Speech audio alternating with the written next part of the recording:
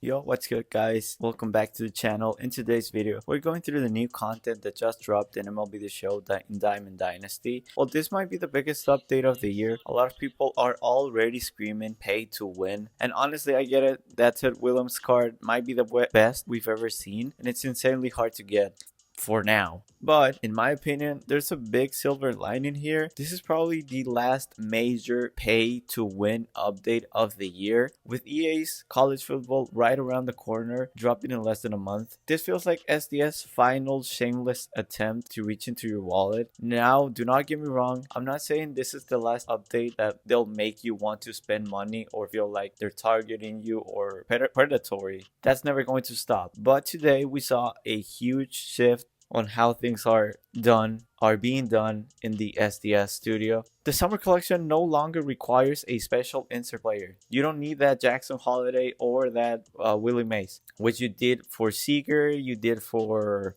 what was the previous collection before that? This feels like the Easter egg hunt collection. That was very obtainable, very cheap, and that is a good thing that we got today. You know, that really gives us some serial old school old Diamond Dynasty vibes in my opinion, and that's something I can get behind because I don't want this game to die. I feel like after we lose some population on this game, where SDS feels like they only have like real hardcore fans, they're not going to be just dropping stupid collections every week like we've been doing the past few weeks.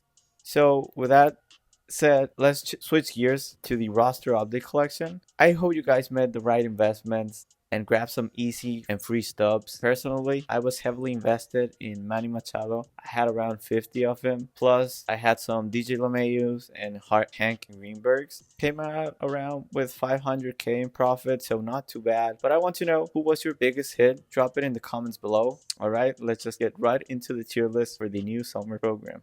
Starting with the F tier, this drop, this program, this collection is not bad. I've already stated in the previous pipeline pass collection that I don't mind having 10, 12, maybe 15 filler cards that are just, for the binder for the collections. That's, I'm totally fine with that. I don't think they need to have 25 cards every 10 days that are usable. That's just unrealistic in my opinion. But we have here 8 cards that are pretty bad.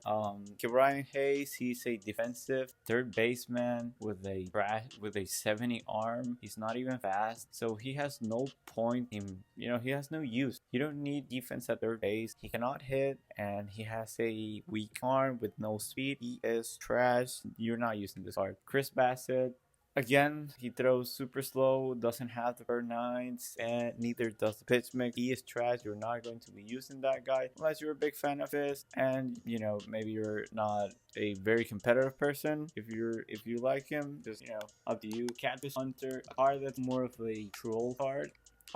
You're not going to use this card if you're trying to make it to World Series. You can troll some people in co-op with your buddies, have some laughs, or maybe just shit on a noob on the lower rankings that is just going to swing at everything. Victor Robles, he is trash. No point in using him. He's not even fast and doesn't even have the glove. He just has a 99 arm. He's pathetic.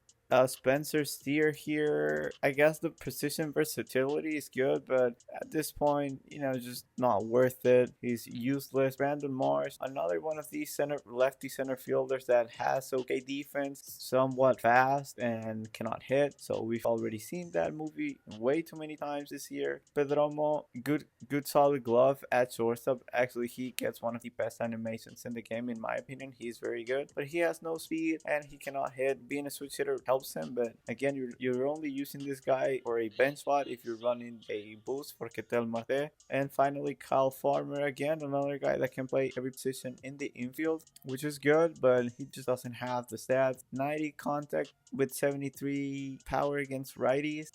Weak arm, so he's mostly a second baseman. He can play first, third, and short, but not very good. Next, we go to the D tier. I'm not saying these cards are terrible because they're not, But like, if you just take a look at the pitchers, they're fine. Like, you can throw them out there. They're probably going to get shelled, or they're going to give you, good 5 innings, giving up 2 3 runs, which sometimes that's all you can ask for. They don't have the greatest pitch mix, and they don't throw hard. Carlos Peña, I mean, he's one of the million first basemen, lefty first baseman with pop. Like, we've seen this movie way too many times before. Jeremy Peña, he sucks. He's fast, like he has 99 speed, doesn't have the greatest glove, and doesn't have like hitting stats at all, in my opinion. And Chili Davis, fine card. He's again another card that we've already have 10 versions of him in this game, so there's like really no point in running that card. I mean, you can just run the free Jason Dominguez at this point. He's still very, very good. We move on to the C tier. We start to see some usable cards, especially for my All-Star Demons out there. Eddie Murray, switch hitting first baseman. We don't really have a lot of those. So if you are someone that really needs a switch hitter in every position to, make it through Hall of Fame, because you just cannot hit an outside down and away slider. So he's going to be your guy. He's usable. He doesn't have the best stats, but hey, a switch hitter is a switch hitter at the end of the day. Paul DeYoung, he's literally just like Mark Vientos and Austin Riley. Huge pop. He's going to be amazing for you on All-Star. He has one of the best swings. Like, there's some people that are going to absolutely rake with this card. If you know, you know. Toglia, another All-Star demon. He's definitely only an All-Star guy. You're going to absolutely destroy the baseball with him. And this Pete Fairbanks, he's literally Mason Miller with no outliers, so he's pretty trash. But with relievers, I mean, maybe you can make it work with him. He's kind of funky, so that's that. In B tier, we have Griffin Jax. I don't really like his card too much. He throws like 2 curveballs. He's not very good, but I know a lot of people really enjoyed his gold card at the start of the year. So if you enjoyed him, he's a 5-pitch mixed relief pitcher, so that's good. That's you don't see that very often. And if you enjoyed him and you did good with him, he's going to be amazing for you. I don't have any doubts about that. Ryan Ludwig, he is fine. He has okay stats. He's like 60k. So if you can't beat the CPU on Legend or Gold, just go ahead and play Diamond Quest all day. You're going to make a lot of stubs. I think you're making like 100k if you get lucky enough to get Gray and him. That's like 100k in 1 hour. That's super solid. 100k closer to Ted Williams. Sandy Alcantara, he's fine. Like, he doesn't have, I don't think he has outlier. He doesn't have the best pitch mix, but he throws hard, so he's going to, you can throw him out there and he's going to be fine. He's not going to wow you, but that's just how pitching goes. Starting off the A tier, we have Camilo Doval. He's only here because he has an outlier cutter, and honestly, he has a very solid pitch mix: slider, outlier cutter with a sinker. Very nasty combinations. He's not a pitcher that you're going to use with runners in scoring position. He only has 102 clutch, but he has 103 hits per 9, 102 Ks per 9. His control isn't too bad, and like I said, pretty sure he's the only relief pitcher with outlier on the cutter, and other than Class A, and he's much better than Class A. He's also funky, so people are going to struggle to hit against him. Next, Willie Mays. I know you're probably cringing at the sight of Jackson Holiday and Willie Mays not being on S tier, but I mean, come on, for 100, they're both like 120k, 130k. This Willie Mays, he's not fast. He has good fielding, but 70 speed on center field this year, I don't feel like that's enough. And center field is a position where I really, really value defense. He only has 100 clutch, doesn't really have insane power. He has good stats, do not get me wrong, but for 95, this card is pretty bad. Like, I don't think he's worth using in center field. I mean, obviously, I'm speaking for a point from, I have Beltran. I also have Byron Buxton. I would much rather use that Byron Buxton. I know he's more expensive than Willie Mays, but for that price, I think you're much better just, finding much more value for your stuff. So I probably would much rather use George Springer than this Willie Mays, but that's just me. Same thing with Jackson Holiday. Again, he's fast and he has a good glove for a second baseman. And if you don't have Ketel, but I assume you have Brian Roberts, so there's really no reason why you should be using this card other than he's your favorite player, because I think Brian Roberts is just better. I know Brian Roberts doesn't play the best defense and second base is somewhat important, but switch hitter, better stats. I don't know how this guy makes it into your lineup. And finally, Jose Altuve. I only put this guy here if you have a super fractor. Like, if he has If you have him parallel 5, he has 80 power against righties and 82 power against lefties, which is more than enough. He's going to have 106 contact versus righties and 120 contact versus lefties. He has a good swing, small strike zone.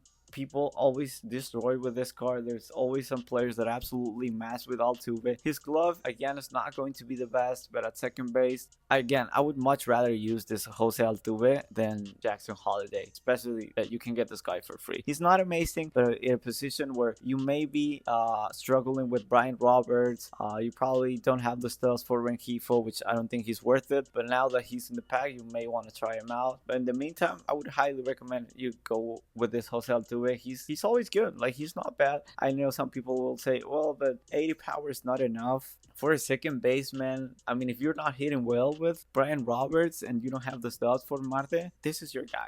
And finally, we made it to the S tier. Some usable competitive cards here. Starting off with Adley Rutschman. I know that he's probably not better than Santana. You can make a case for him being better than Schwarber and maybe Posada because he's Adley Rutschman and he just plays above his stats like he always does. And he's great defensively. But, you know, defense at catcher this year, it does not work. You cannot throw out anybody. It doesn't matter if you have a perfect throw. And sometimes you pitch out and you still cannot throw out those guys like Bobby Witt and Beltran, PCA. It's just so stupid. Like, that slow tag animation is just so dumb. But anyways, he makes it in here. I don't think he's going to be very expensive. And plus, him in, you're getting two incredible relievers, the best compliments to Danny Columbe we could have gotten. Matt Strom, his gold card was amazing. Sucks that he got downgraded so bad, but this 93 card, they even gave him a changeup. He's definitely going to give Danny Columbe a run for his money for being the best lefty reliever in the game. He's amazing. He's going to be amazing. I was desperately looking for a couple of lefties for my bullpen. I was running Hader and Franco out there just because I didn't have anybody else. But these two are going to make it into my bullpen immediately. My Strom, elite. Aaron Bummer, he's always good. Sucks that he has to slurve in a sweeper, but you can make it work with just spamming sinker, cutters, and fastball with this guy. He's always so good. So, you know, I know everybody was struggling with bullpen arms, especially lefties. I was still seeing that 88 Chapman from like 2 months ago, which is crazy, but that was just the state of the left-handed relievers. Next, we got Nick Castellanos. I mean, this guy, for a free card, he's probably the best budget right-handed DH in the game. If you don't want to spend an hour 45 minutes grinding for that Brent Brooker, maybe you don't like his swing, this is your guy. Nick Castellanos, he always has a good swing and he always demolishes left-handed pitching. That 106 power, I think is going to feel a lot more like 120 or even close to maxed out power because he just fucks left-handed pitching. That's what he does. Good right-handed DH. I mean, again, of course, there's always, I mean, if you have the Stubs, you're probably not going to use this guy because there's Bobby said maybe you like Aaron Judge, Brent Rooker. So he's not elite, you know, like the best of the best, but he's the best of the rest. And he's free. So he has to be here just by default. And finally, Jaron Duran. I was really debating about putting him here because, you know, he doesn't have the power, but he always plays above his stats. He has an amazing swing. People were still running his live series card like a month ago. This guy, and he can actually play the defense out there. So if you're someone that really values defense in the outfield, he's your guy. 100 contact versus both sides is not too bad. The only downside is I know he has 72 power, but like I said, he's going to play above his stats. But with the new meta that we have right now, I don't think if it's ideal that you run him out there because every 2 out of 3 games you play, you're either going to see Leiter, Screwball, Randy, or John Donaldson. That's just, you know, there's so many good lefty starters. So unless you absolutely crush the ball with this guy, I really wouldn't go out of my way to get him because you do have to collect quite a few cards. He's not crazy expensive, but he's not free, you know, or like 15k, 20k where you can be like, all right, I'll just spend it, whatever. You have to collect quite a few cards. But maybe you're someone that, if you're struggling with that Jason Dominguez, who I think should be your left field, regardless of who else, I think he's probably still the best left fielder in the game. Obviously now we have Ted Williams, but I know that Jason sucks in the outfield and some people cannot hit with him. Plus he also doesn't hit lefties very well. So if you feel comfortable with just Jaron Duran, he's your guy. guy. Like, he's your guy. He's going to be amazing in the outfield. Dominguez sucks out there. He has very bad jumps. I know. I cannot use him. I cannot hit him, and he makes mistakes. So I just stopped using him altogether. But that is going to be the end of the video. Please leave a comment down below. Tell me what card are you the most excited about using in this drop. Also, leave a like if you enjoyed the video. Subscribe if you have not done so yet. Until then, I'll catch you later.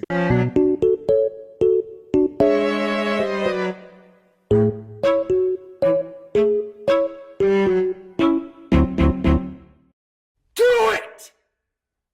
Just